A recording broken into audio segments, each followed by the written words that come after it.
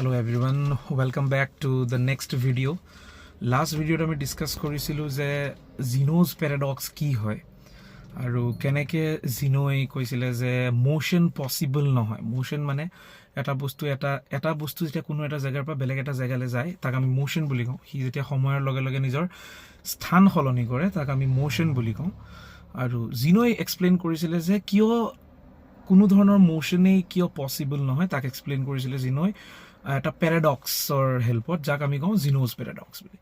তো লাষ্ট ভিডিঅ'ত আমি ডিছকাছ কৰিছিলোঁ যে জিনোজ প্যাৰাডক্সে কি কয় যে এটা জেগাৰ পৰা এজন মানুহ বেলেগ এটা জেগালৈ যদি যাবলৈ বিচাৰে তেওঁ এটা এমাউণ্ট অফ টাইম ল'ব সেই ডিষ্টেঞ্চটো আধা পাৰ কৰিবৰ কাৰণে, আৰু বাকী থকা যিখিনি আধা ডিষ্টেঞ্চ তাকো যদি মই দুটা ভাগত ভাগ কৰি লওঁ সেই বাকী থকা ডিষ্টেঞ্চৰো আধা ভাগ যাবলৈ আৰু এটা ফাইনাইট এমাউণ্ট অফ টাইম ল'ব মানুহজনে। ঠিক তেনেকৈ সেইখিনি ডিষ্টেঞ্চ পাৰ কৰাৰ পিছত আমি যদি বাকী থকা ডিষ্টেঞ্চক আকৌ দুটা ভাগত ভাগ কৰি লওঁ তাৰ আধা যাবৰ কাৰণে এটা ফাইনাইট এমাউণ্ট অফ টাইম ল'ব মানুহজনে। তো মই গোটেই ডিষ্টেঞ্চখিনি কেনেকৈ আধা আধাকৈ যদি অসীম সংখ্যক ভাগত ভাগ কৰি লওঁ, কাৰণ মই স্পেচক যিমান বাৰ বিচাৰোঁ সিমান বাৰ ভাগ কৰিব পাৰোঁ। তো যদি মই সেই কামটো কৰি গৈ থাকোঁ প্ৰত্যেকটো আধা দূৰত্ব অতিক্ৰম কৰিবৰ কাৰণে মানুহজনক এক ফাইনাইট এমাউণ্ট অফ টাইমৰ দৰকাৰ হ'ব। আৰু যিহেতু ইনফাইনাইটটা ভাগ কৰিছোঁ তো মোৰ হাতত ইনফাইনাইটটা আধা ভাগ থাকিব। সেই ইনফাইনাইটটা আধা ভাগ যদি মই এটা ফাইনাইট এমাউণ্ট অফ টাইমত পাৰ কৰি আহিছোঁ, মানে মই যিমানখিনি সময় ল'ম এটা জেগাৰ পৰা এইটো জেগালৈ যাবলৈ সেই সময়খিনিও ইনফিনিট হ'ব লাগিছিল। তো মানে কোনো ধৰণৰ মোশ্যন পচিবলেই নহয়, কাৰণ এটা জেগাৰ পৰা বেলেগ এটা জেগালৈ যাবৰ কাৰণে আমাক ইনফাইনাইট এমাউণ্টৰ অৰ্থাৎ অসীম সংখ্যক অসীম সময়ৰ প্ৰয়োজন হ'ব। এইটোৱে আছিলে জিনোৰ লজিক। আৰু জিনোৰ এই লজিকটো বুজিবৰ কাৰণে আমি মেথছৰ হেল্প ল'ব পাৰোঁ। কেনেকৈ ল'ব পাৰোঁ মেথছৰ হেল্প যদি আমি ভাবি চাওঁ, ধৰি লওক জিনোৱে পাৰ কৰা সময়খিনি বা জিনোৱে আধা ডিষ্টেঞ্চ পাৰ কৰিবলৈ যিখিনি সময় লাগে, ধৰি ল'লোঁ জিনোৱে বা সেই মানুহজনে জিনোৱে যিটো এক্সাম্পল লৈছে সেই এক্সাম্পলটোত মানুহজনে যিখিনি দূৰত্ব অতিক্ৰম কৰে সেই দূৰত্বখিনি সম্পূৰ্ণভাৱে অতিক্ৰম কৰিবলৈ লগা সময় ধৰি লওক 1 ঘণ্টা। কাৰণ ধৰি লওক আপুনি ইয়াৰ পৰা ঘৰলৈ যাবলৈ বিচাৰিছে, আপোনাক সময় লাগে 1 ঘণ্টা। অৰ্থাৎ আপুনি আধা দূৰত্ব যাবলৈ যিখিনি সময় লাগিব সেইখিনি হ'ব আধা ঘণ্টা। ঠিক তেনেকৈ বাকী থকা আধা দূৰত্বক যদি মই আকৌ দুটা ভাগত ভাগ কৰি লওঁ সেই দূৰত্বখিনি অতিক্ৰম কৰিবৰ কাৰণে তাৰ এটা ভাগ অতিক্ৰম কৰিবৰ কাৰণে যিখিনি সময় লাগিব সেইখিনি হৈ যাব 1 ঘণ্টাৰ 4 ভাগৰে ভাগ। তো মই আৰু বাকী যিখিনি ডিষ্টেঞ্চ থাকি গ'ল তাকো যদি দুটা ভাগত ভাগ কৰি লওঁ সেইখিনি পাৰ কৰিবলৈ লগা যিখিনি সময় হ'ব সেইখিনি হৈ যাব 8 ভাগৰ 1 ঘণ্টাৰ 8 ভাগৰ 1 অংশ। মই যদি পাৰোঁ ইয়াত ক'ৰবাত এটা ডায়েগ্ৰামৰ হেল্পত মই দেখুৱাই দিম কথাটো যে কি ক'বলৈ বিচাৰি আছোঁ মই। তো অৰ্থাৎ যিখিনি সময় লাগিব মোক সেই সময়খিনিক মই যদি মেথমেটিক্স অংকৰ সহায়ত লিখিবলৈ যাওঁ, প্ৰথম আধা দূৰত্ব অতিক্ৰম কৰিবলৈ লগা সময় আধা ঘণ্টা, তাৰ পিছৰ আধা দূৰত্বৰ আধা অতিক্ৰম কৰিবলৈ লগা সময় হৈ যাব 1/4, তেনেকৈ তাৰ পিছৰ আধা দূৰত্ব অতিক্ৰম কৰিবলৈ লগা সময় হৈ যাব 1/8। তো মই এটা এডিশ্যন পাম, এটা যোগ অংক পাম য'ত থাকিব হাফ প্লাছ 1/4 প্লাছ 1/8 প্লাছ 1/16 এনেকুৱা ধৰণৰ এটা মই অংক পাম। আৰু এই নাম্বাৰটো অসীমলৈকে গৈ থাকিব, কেতিয়াও শেষ নহয়, যিহেতু প্ৰত্যেক আধা দূৰত্ব অতিক্ৰম কৰিবলৈ এটা ফাইনাইট এমাউণ্ট অফ টাইম লাগিব। তো টাইম কোনো সময়ত 0 হৈ নাযায়। তো মোৰ হাতত এটা অসীম সংখ্যক টাৰ্ম থকা এটা যোগ অংক মোৰ হাতত থাকিব।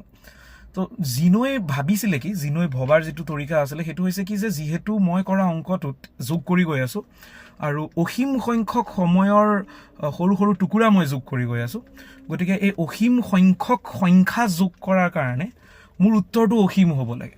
যে মই infinite numbers of term add কৰি গৈ আছোঁ, যেনেকৈ 1/2 এটা টাৰ্ম, তাৰ নেক্সট টাৰ্মটো 1/4, তাৰ নেক্সট টাৰ্মটো 1/8, এনেকৈ ইনফাইনাইট নাম্বাৰ্ছ অফ টাৰ্মছ আছে।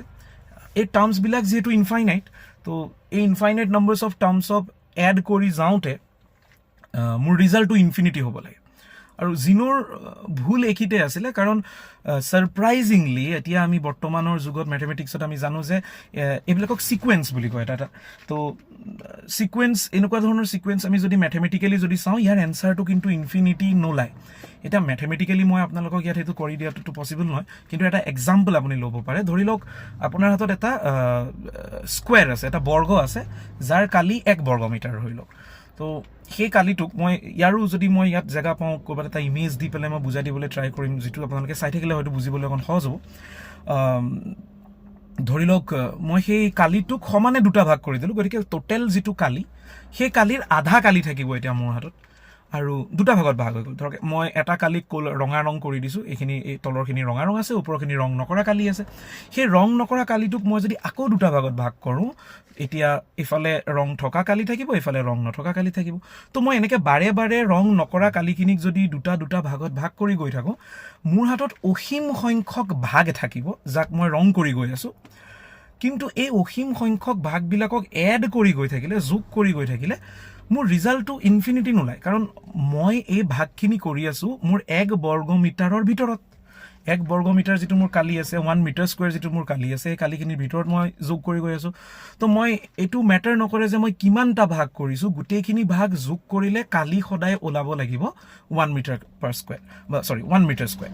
তো এনেকুৱা ধৰণৰ এটা কথা হয়। এইটো নেচেচেৰী নহয় যে এটা ছিৰিজত যোগ অংক এটাত অসীম সংখ্যক টাৰ্ম আছে বুলি তাৰ উত্তৰটো যে অসীম হ'ব, সেইটো নেচেচেৰী নহয়। তো জিনোৰ ভুল আছিলে এইখিনিতে এটা সৰু। জিনোৰ বহুত ইণ্টাৰেষ্টিং তেনেকুৱা পেৰাডক্সেছ আছে, আমি সময় পালে পিছত ডিছকাছ কৰিম।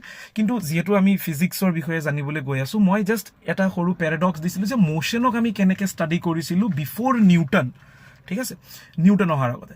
ইয়াৰ পিছত সেই সময়ৰে আৰু মানুহ আছিলে, গ্ৰীক ফিলচফাৰ এৰিষ্টটল। তেওঁ কৈছিলে মোশ্যন কি হয়, মোশ্যন কেতিয়া পচিবল হয়, কি কণ্ডিশ্যন আছে মোশ্যন কৰিবৰ কাৰণে। আমি সেই বিষয়ে পঢ়িবলৈ ট্ৰাই কৰিম, জানিবলৈ ট্ৰাই কৰিম, এটা ভিডিঅ' বনাম যে কি হয়। আৰু এৰিষ্টটলে কৰা ভুলক পিছত গেলিলিঅ'য়ে কেনেকৈ শুদ্ধ কৰিলে, সেই বিষয়ে আমি এটা ভিডিঅ' বনাবলৈ ট্ৰাই কৰিম।